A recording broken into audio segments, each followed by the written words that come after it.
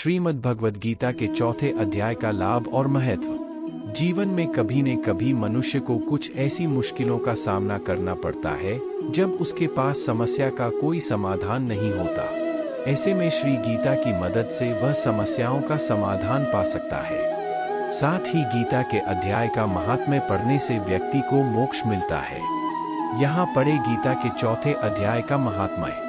गीता चौथा अध्याय का महात्म्य। लक्ष्मी जी ने पूछा, हे स्वामी, श्री गीता जी के पाठ करने वाले को छूकर भी कोई जीव मुक्ति हुआ है? तब श्री नारायण जी ने कहा, हे लक्ष्मी, तुम्हें मुक्ति की एक पुरातन कथा सुनाता हूँ। गंगा जी के तट पर एक काशीपुर नाम का एक नगर है। वहाँ एक वैष्णव रहता था। वह नित्य गंगा स्नान पर श्री गीता जी के चौथे अध्याय का पाठ करता था। एक दिन साधु वहाँ बैठ गया और बैठते ही उसको निद्रा आ गई। एक बेरी से उसके पाँव लगे और दूसरी से सिर लग गया। वे दोनों बेरियां आपस में कोप कर पृथ्वी पर गिर पड़ी। उनके पत्ते सूख गए। परमेश्वर की इच्छा से वह दोनों बेरियां ब्राह्मण के दो कन्याएं हुई। फिर ब्राह्मण के घर जन्म लेकर उन दोनों कन्याओं ने तपस्या करना आरंभ कर दिया। जब वे दोनों बड़ी हुई तब उनके माता पिता ने कहा, हे पुत्रियों, अब तुम्हारा विवाह करते हैं। तब उन्होंने माता पिता से कहा, हम विवाह नहीं करेंगे। उनको अपने पिछले जन्म की खबर थी।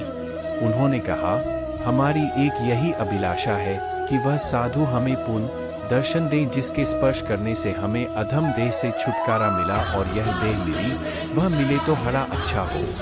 दोस्तों, वीडियो को बीच में कहीं नहीं छोड़ना। कृपया इस वीडियो को एंड तक देखना। यह विचार कर उन दोनों ने माता पिता को तीर्थ करने की आज्ञा मांगी।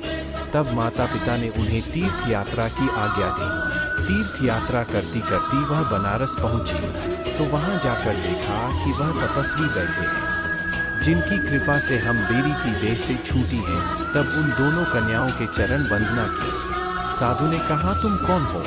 कन्याओं ने कहा, हम पिछले जन्म में बेरियों की योनि में थी। एक दिन वन में तुमको बहुत धूप लगी, तब तुम बेरियों की छाया के तले आ बैठे।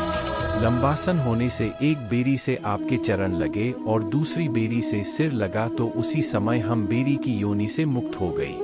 अब हमने ब्राह्मण के घर में जन्म लिया है और बहुत सुखी एच। आपकी कृपा से ही हम मोक्ष को प्राप्त हुए। तब तपस्वी ने कहा, मुझे उस बात का पता नहीं था। अब आप आज्ञा करें, मैं आपकी क्या सेवा करूं? क्योंकि तुम ब्राह्मण उत्तम जन्म श्री नारायण का मुख हो। तब उन कन्याओं ने कहा कि आप हमको श्री गीता जी के चौथे अध्याय का फल प्रदान करो। देव देही पाकर सुखी हो गए। तब उस तपस्वी ने उन्हें गीता जी के चौथे अध्याय का पाठ का फल दिया। फल के देते ही आकाश से विमान आए। तब उन दोनों देवी देही पाकर वैकुंठ के गमन किया। श्री नारायण, हे लक्ष्मी, यह चौथे अध्याय का महात्म्य है। चौथा अध्याय का महत्व बिजी है कि कभी भी किसी पुण्य आत्मा की वजह से हम देखते ही पा सकते हैं। जैसे उन कन्याओं को बेरी से ब्राह्मण की जाति में और ब्राह्मण की जाति से उन्हें देवी जाति में भेज दिया गया।